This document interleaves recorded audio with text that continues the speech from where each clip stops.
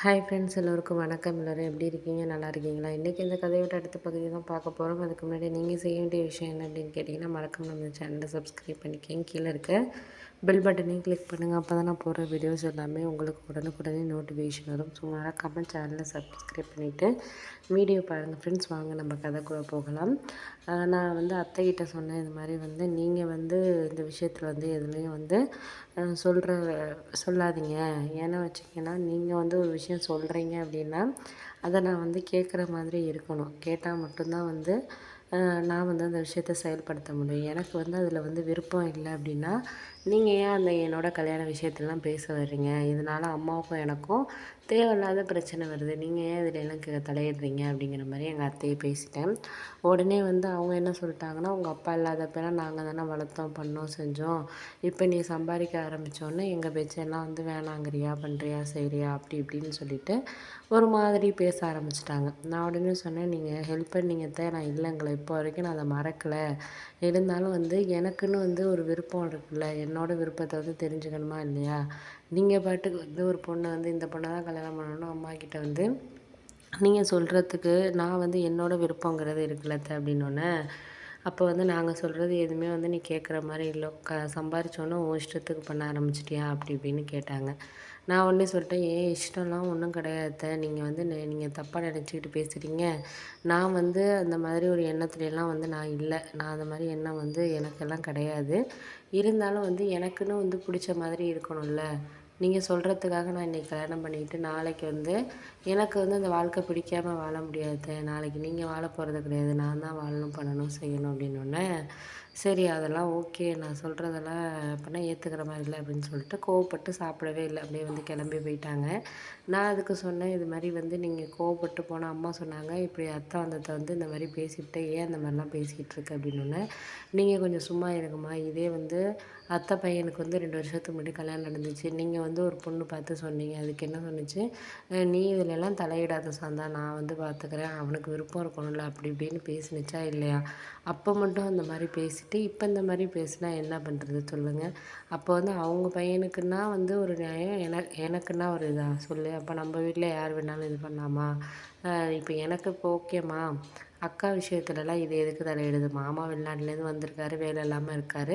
இருந்தாலும் இங்கே வெளியில் ஊரில் வேலை பார்த்துக்கிட்டு இருக்காரு. ஏன் இப்படி தேவையில்லாமல் வர சொன்னா, பண்ண சொன்னா அப்படின்னு சொல்லிட்டு அக்காவே பேசுது. அங்கே என்ன நடக்குதுங்கிறது நமக்கு மட்டும்தான் தெரியும். இதுக்கு ஏதாச்சும் தெரியுமா, பண்ணுமா? நீ நம்ம குடும்பத்து விஷயத்தில் எல்லாரையும் பேச விட்டுட்டுருக்கிறது தப்பான விஷயம்.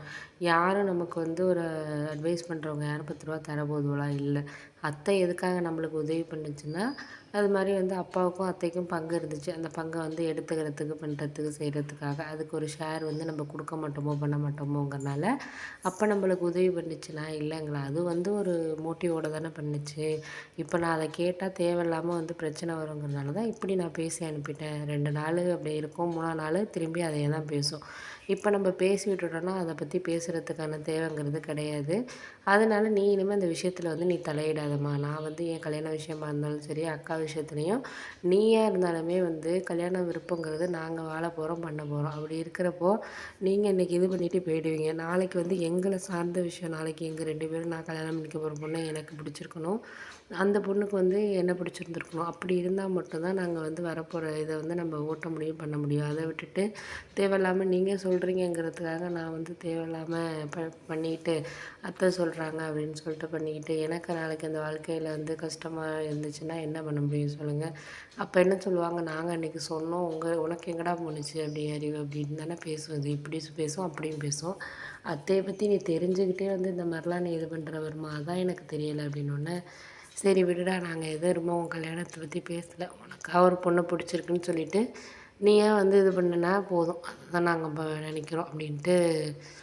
அதனால் நாங்கள் அதை பற்றி எதுவும் பேசுகிறதுக்கு இனிமேல் விருப்பம் கிடையாது. உனக்கு விருப்பம் இருக்கிறத நீ பார்த்துக்க அப்படின்னு சொல்லிட்டு எங்கள் அம்மாவும் கோவப்பட்டுச்சு. அதுக்கப்புறம் எங்கள் அக்கா ஃபோன் பண்ணுச்சு, இது மாதிரி இந்த மாதிரிலாம் பேசினேங்க்கா அப்படின்னோடனே, நீ பேசுனது தப்பே இல்லைடா.